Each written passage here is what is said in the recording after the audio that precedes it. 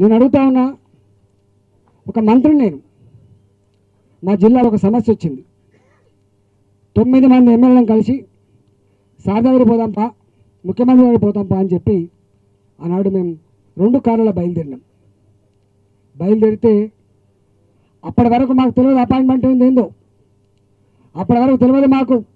మేము అన్ననే అనుకుంటుంటే, ముఖ్యమంత్రి గారైనా ఉద్యమ నాయకుడైనా మా అన్ననే అనుకుంటుంటే. మేము అంత ఇంటిమెసీ తోటి, అంత ప్రేమతో, అంత అనుబంధంతో ఇది కరీంనగర్ జిల్లా కదా అని చెప్పి మేము పోయినాం.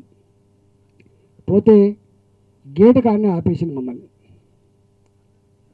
మేము పోలీసులను అడిగినాం, అరే నేను మంత్రిని కదనయా, నాతో 9 మంది ఎమ్మెల్యేలు ఉన్నారు, కుప్పల ఈశ్వర్ గారు ఉన్నారు, ఇవాళ మంత్రి గారు ఉన్నారు, మరి ఇజ్జత్ పోతుంది, ప్రెషర్ చూస్తే మా పరుగు పెట్టట్టు ఉందని చెప్పి అడిగి ఏమి రిక్వెస్ట్ చేసామంటే, ఫస్ట్ లాస్ట్కు సార్ కలవకపోతే మా కానీ లోపలికి పోయి తిప్పుకొని వస్తాం, మేము మా ఇజ్జత్ బసాయించుకుంటామని చెప్పినాం. కానీ పోనివ్వలే మమ్మల్ని. రెండోసారి అపాయింట్మెంట్ తీసుకొని పోయినాం. ఇవాళ ఎవరైతే ఎంపీగా ఉన్నారో రాజ్యసభ, గోళీలు ఇవ్వడం కోసం, తనకైనా గోళీలు ఇవ్వడం కోసం ఓ మనిషి కావాలి. ఆ మనిషి సంతోష్రావు కావాలి.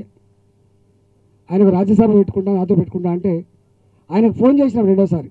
మరి ఇట్లా అయ్యా, మరి అపాయింట్మెంట్ కావాలంటే రండి అని చెప్పిండు. రెండవసారి కూడా గేట్లకు వెళ్ళే బయటికి పంపించిండ్రు.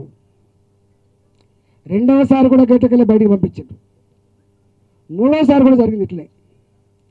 మేము పోయి కోపం తట్టుకోలేక అడిగినాం. మేము అదే మంత్రి పదవి పెద్దదే కావచ్చు, కానీ ఆత్మగౌరవం లేని మంత్రి పదవి, బాధ్యత లేని మంత్రి పదవి, బానిస కంటే అధ్వానంగా ఉండే మంత్రి పదవి బాగుండదని చెప్పి నేను పోయి అడిగినా.